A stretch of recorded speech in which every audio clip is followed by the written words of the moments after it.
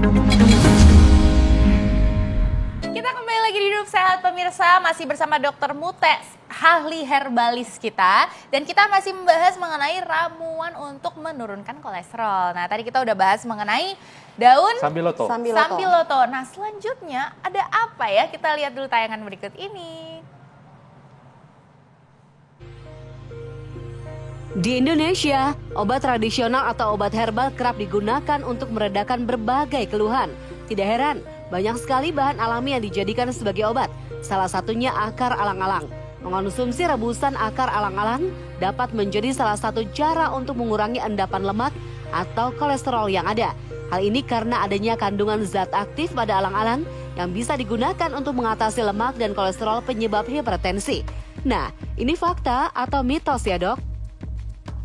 Ya, itu fakta. Fakta. Ya, itu fakta ya. Karena memang ini ya akar alang-alang itu ini. Jadi akarnya ya. Akarnya betul. Jadi memang kita kalau mengolah nanti harus dicuci bersih, Dok. Iya.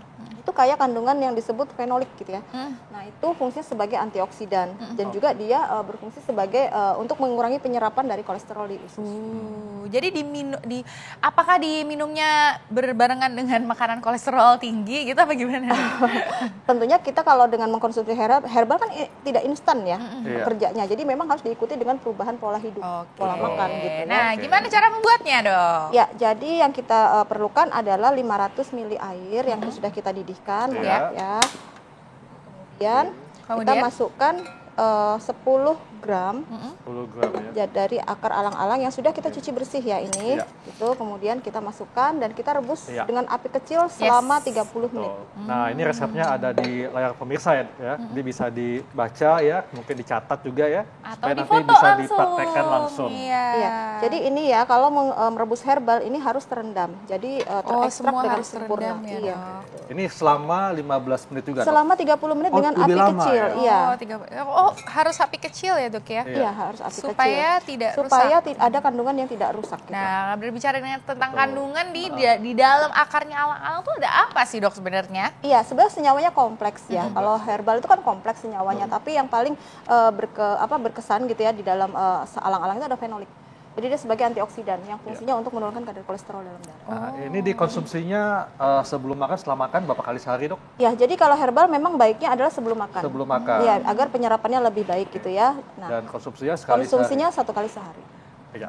Dok, jadi kalau misalnya nih ada orang yang sengaja dok ya, jadi makan junk food, Mau makan cheating gorengan nih. ya, tapi sebelum itu dia minum dulu ramuan herbal untuk menurunkan kolesterol. Apakah itu berefek atau gimana dok? Iya, tentu tidak ya, karena ya betul, karena herbal kan dia memperbaiki sel-sel yang rusak kerjanya. Makanya kenapa herbal itu lebih lama dibandingkan obat kimia ya cara bekerjanya, karena dia memperbaiki dulu sel-sel yang rusak sehingga tidak instan hasilnya. Berapa lama dok hasil ini dapatkan setelah kita konsumsi herbal untuk bisa menurunkan kolesterol? Jadi kita harus monitor selama 1 bulan. Tetap kita harus cek kadar kolesterolnya 1 bulan setelah mengkonsumsi herbal.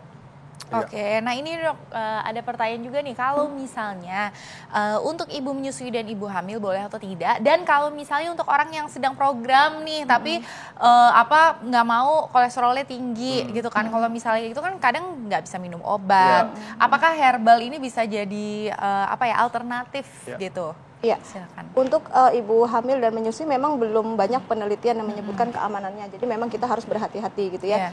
Untuk yang mau promil itu saya sih sarankan tidak apa-apa ya kalau untuk yang promil gitu. Jadi tidak masalah untuk digunakan sebagai alternatif untuk mengurangi kadar kolesterol. Nah, ini rasanya apakah pahit dok sama seperti Sambiloto atau mungkin lebih agak manis sedikit atau gimana? Jadi akar alang-alang ini rasanya agak sedikit manis ya dok. Kalau gitu ini aku yang coba ya.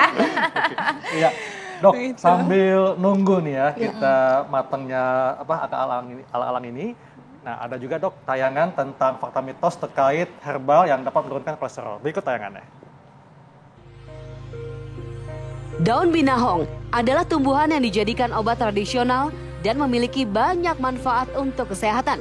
Daun binahong memiliki kandungan senyawa aktif berkhasiat tinggi yang dipercaya mampu mengobati berbagai jenis penyakit kronis.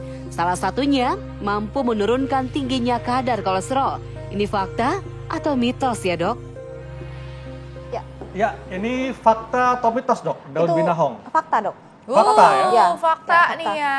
Ya. Ternyata daun minahong juga bisa. Tapi bagaimana sih ya nanti hasilnya nanti seperti apa? Kita bakalan mencoba sekaligus kita bakalan mencoba Akar alang-alang. akar alang-alang. Sesaat lagi kita akan kembali tetap di Hidup Sehat.